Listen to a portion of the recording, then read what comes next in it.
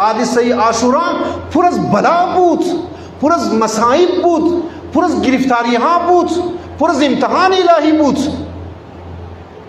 هر کدام از این بزرگواران رفتن به طرف پروردگار علم سفر کردن و اون نکته فراموش نکنین که زندگی خدایی یعنی اتصال به پروردگار عالم. یک کانٹی باید تر کانٹی بندازی که د خدا کس برسه و او از طریق عبادات، لیکن یک دیگه شی از طریق مصائب بلاها.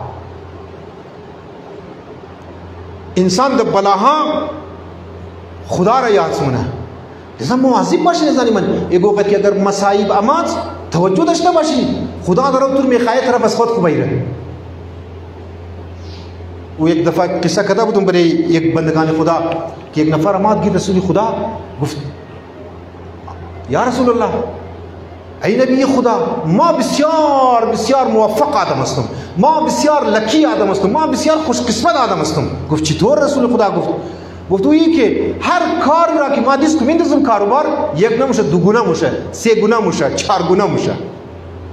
رسول خدا حیران شد. گفت دیگه بگی. گفت حتی خدا هماری قدر خوش داره که خروی از من یک بال درخت مرافت از اونجی تخم داد. تخم کسی برای برگه ها پرید، تک تک تک تک تا پرید در زمین میده نشد. رسول خدا گفت الله اکبر، زود شو از گیرزی بال چونی برای از یک مصائب نمده. خدا اصلا این طور خوشش نداره. مواظب باشین.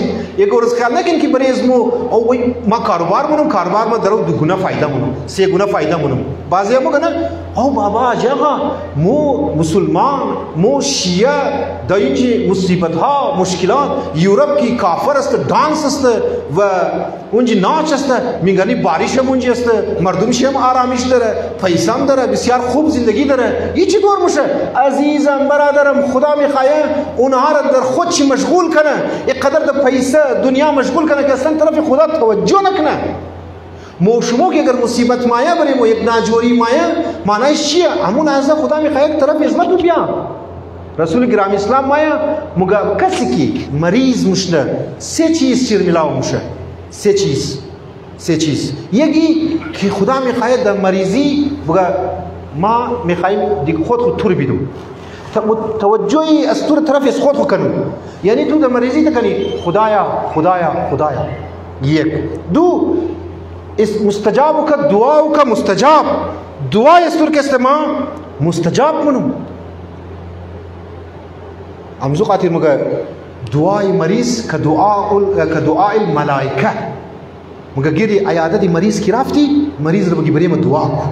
اما گینا آدم که مگه نه واقعا نمیترست روایت مسته گیری مریض کی رفتی بگی دعا کو بریم، دعایش قبول میشه.